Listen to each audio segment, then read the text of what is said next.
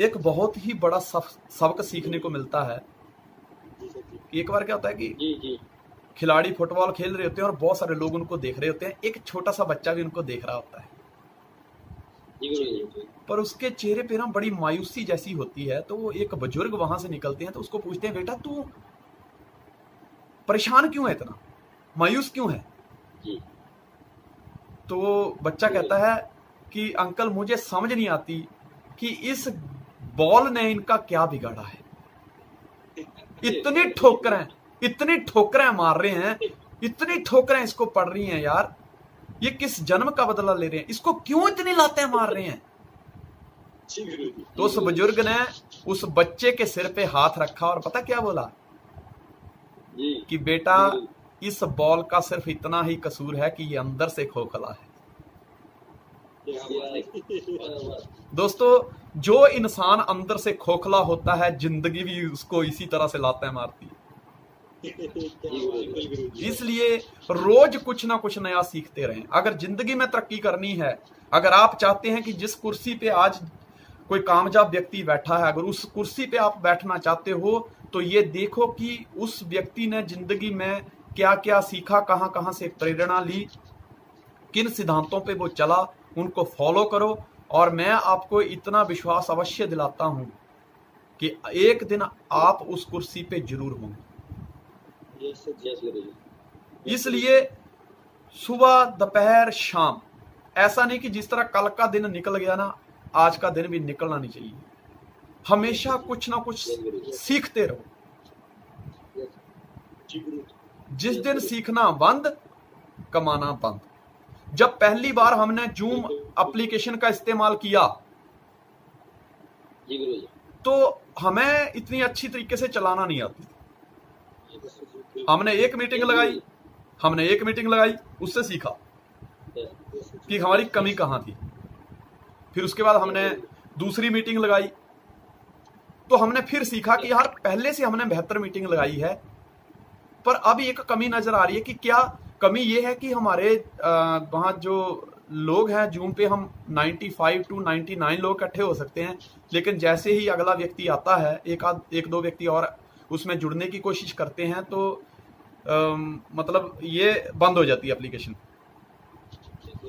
ठीक है, तो हमने क्या किया, हमने उसको सर्च किया, तो फिर 100 से हमने 300 तक पहुंचे, फिर 500 पहुंचे, फिर 1000 पे पहुंचे। आज हम 1000 की मीटिंगें लगा रहे हैं। ठीक है, तो ये क्या कहता, हमने सीखा। मैं मार्केट में जब पहली बार गया, फील्ड में गया, तो लोगों ने कहा कि ये भी कोई काम है। तो मैं अपलाइन के पास गया, मैंने अपलाइन से कहा, सर लोग मुझे कह रहे हैं ये भी कोई काम है। कहते लोगों को पता होता तो वो तेरी अपलाइन में होते।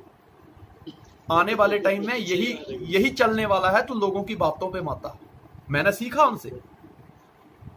किसी ने कहा सर 2 नहीं बनते, तो मैं फिर अपलाइन के पास गया, मैंने कहा सर वो मुझे लोग कहते हैं कि 2 नहीं बनते। कहते हाँ संजय धीमान, उनके लिए 2 कभी नहीं बनते जो पहले इस सिस्टम में आके खुद कुछ नहीं बनते। तू पहले खुद कुछ बन जा, फिर लोगों को बनाने की जरूरत नहीं है। देख, जब चुंबक में शक्ति होती है ना, तो लोहा अपने आप उसकी तरफ खींचा चला आता है। तू पहले देख, एक पर्सन प्लस उसकी जब क्वालिटी उसके साथ मिलती है, तो person plus quality is equal to personality. तो आदमी की पर्सनैलिटी बनती है। दोस्त, मैंने क्या किया, मैंने किताबें पढ़ने शुरू कर दी, मैंने मीटिंग में जाने शुरू कर दिया। मैंने अपने से कहा सर मुझे भी स्टार बनना है। उन्होंने मुझे एक बात बताई कि संजय धीमान, अगर तुझे स्टार बनना है ना, तो मीटिंग लगा, 1 by 1 लगा, वीकली मीटिंग लगा, होम मीटिंग लगा। मैंने कहा सर लोग कहते 2 नहीं बनते। कहते मीटिंग लगा। मैंने कहा सर लोग नहीं जुड़ते। कहते मीटिंग लगा। मैं कहा सर ये काम कैसे चले? कहते मीटिंग लगा। मुझे एक चीज समझ आ गई कि अगर आपको अपनी हर समस्या का समाधान करना है, तो उसका एक ही समाधान हो सकता है, वो है मीटिंग लगाओ। वो घर पे बैठ के लगाओ, वर्क फ्रॉम होम, मीटिंग तो आपको लगानी ही पड़ेगी। जिन लोगों का इस समय चल रहा है, जो आज कैप पे हैं, राहुल कैप पे है, आपके और सुनील रजक जी का बहुत अच्छा चेक बनता है, 50,000, 58,000, 60,000, 70,000 वीकली बनता है। आपकी great upline mister Ravindra Raghuvanshi 60,000, 70,000, 90,000, 95,000 weekly बनता है। तो ठीक है ना। तो आप मेरे को एक बात बताओ कि इस सिस्टम में आने से पहले हम जब अपनी आईने में शक्ल देखते तो लगता था हम हफ्ते का इतना कमाएंगे। लेकिन हम लोग कामयाब लोगों की संगत में आए, उन्होंने सपने देखना सिखाए, और वो जो करते गए उन्होंने कहा इसको सीखते जाओ। हम उसको सीखते गए, ये काम जो हमें बहुत मुश्किल लगता था वो आसान होता गया, और ये काम तो आसान होता गया लेकिन एक व्यक्ति भी इंसान होता गया। इसलिए कि ये जो फुटबॉल है उससे बहुत अच्छी शिक्षा मिलती है जो बुजुर्ग ने उस बच्चे को दी थी। ये बहुत ही बड़ा सबक है। मुझे एक बात और याद आ रही है कि एक बहुत ही काबिले तारीफ एक हस्ती थी, बुजुर्ग थे, काफी भीड़ में खड़े थे, उन्होंने कई लोगों की जिंदगियां बदली थी। तो एक 20-25 साल का नौजवान व्यक्ति उनके पास गया, चरण छुए और कहा, प्रभु हमें भी आशीर्वाद दीजिए, आपने कई लोगों की जिंदगियां बदली हैं, कई लोगों को सलाह दी है, हमें भी कुछ ऐसी सलाह दीजिए कि हम तरक्की कर पाए। तो उस बुजुर्ग ने कहा कि बेटा कभी बर्तन घिसे हैं?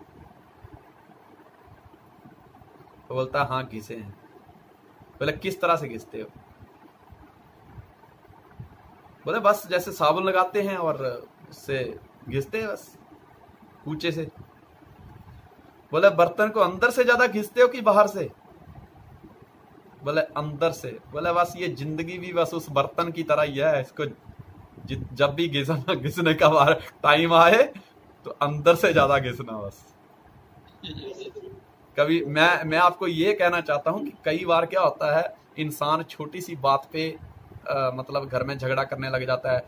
यार तुम देखते नहीं हो, साबुन नहीं है घर में, है पेस्ट नहीं है, आप बताओ मैं कैसे नहाऊंगा, कैसे ब्रश करूंगा, है तेल नहीं है तो मैं कैसे अपने शरीर की मालिश करूंगा, यार क्रीम नहीं है, यार तुम मेरे को बताते नहीं हो, पहले लिस्ट नहीं बनाते तो टाइम से जब हम बाजार जाएं तो ये लेके आ जाएं, हैं। पर दोस्त ये सारी चीजें बाहरी हैं। जितना संघर्ष हम बाहर की चीजों के लिए कर रहे हैं ना, उससे ज्यादा संघर्ष हमको अपने अंदर से बदलने के लिए करना पड़ेगा। पंजाबी में एक सॉन्ग था बहुत अच्छा, मुझे थोड़ा थोड़ा याद आ रहा है। कहता जिन्हें अथरू बन के रुड़ जाना वो कजला बहाउण दा की फायदा, जिन्हें ठोकर लगिया टुट जाना वो शीशा चमकाउण दा की फायदा, है कहता जिन पसीने दे विच बह जाना वो करीम लाउण दा की फायदा। कहता जेड़ा बुरे वेले कम ना आवे उस मूर्ख नूं यार बनाउण दा की फायदा। फिर काजल है, देखो सुबह लगाओ, थोड़ा सा पानी से मुंह धो तो वो निकल जाता है।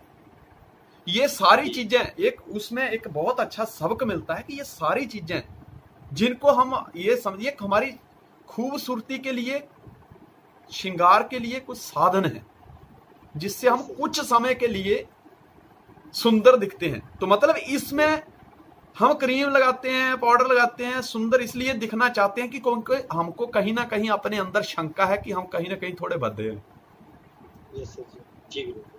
पर दोस्त जितनी केयर हम अपनी बाहर से करते हैं ना, अगर जिंदगी में सपने पूरे करने हैं तो एक सबसे बड़ा सबक ये लेना है कि हमको अपने भीतर की भी उतनी ही केयर करनी पड़ेगी। जिस दिन इन आंखों के जरिए हम अपने भीतर जाएंगे, हम भी तर जाएंगे।